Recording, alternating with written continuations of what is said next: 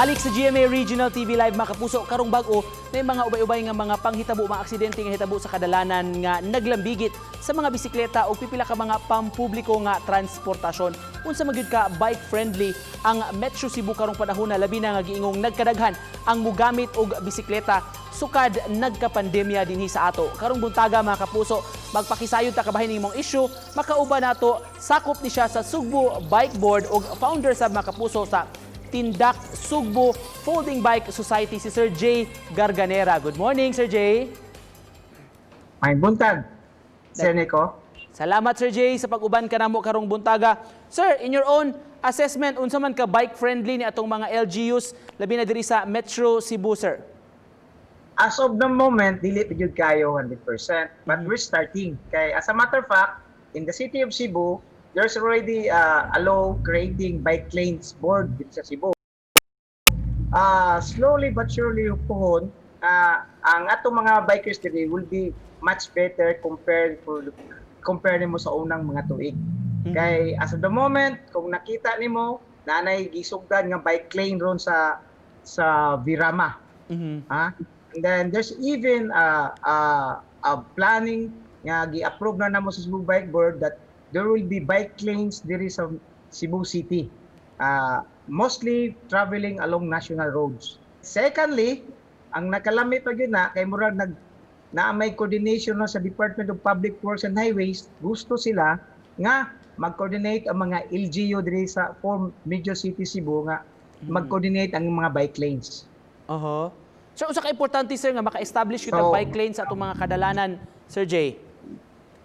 Importante yun na kay musugot tagdili as of the moment karon ang kining mga bikers sa Cebu murang muna gitawag accident waiting to happen.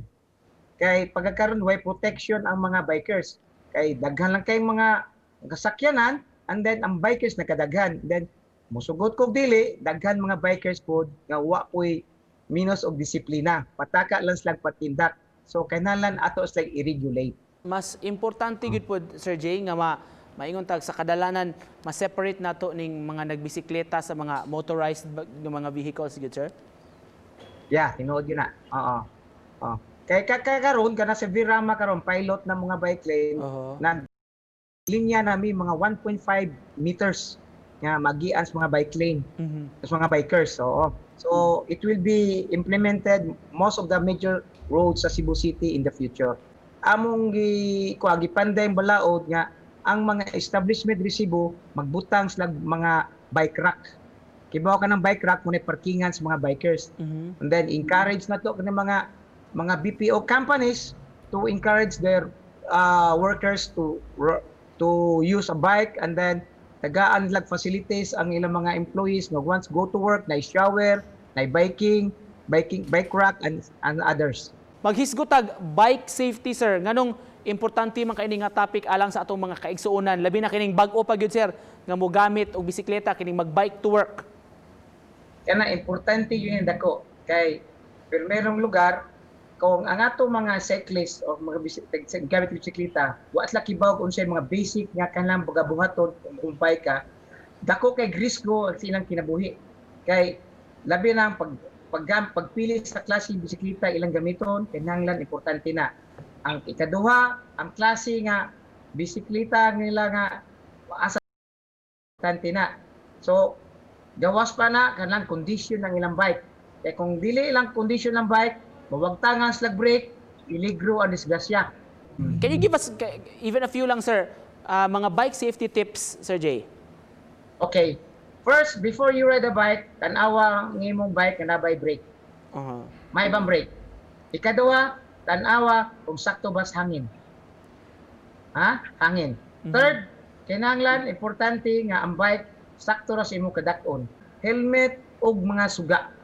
Kay nya kanlan ang imong sanina kanan visible ka labi na mo biyahe ka gabi. Kay dakong daghan disgrasya magabi kung dili ka maklaro. Nga kanang lights nimo importante ka front light ug ang back light. Usually ang mga lights ato ibutang sa helmet. Kana kung mga bus kung nabantayan tungos kadagko nila mga sakyanan kay sige nagbiyahe sa Lagyo nya karon gipabiyahe yung sulda sa Sugbo gugbo na sila hunong. Si hunong and then dili ka kitas nagsunod kay mga bikers nara man sa right lane.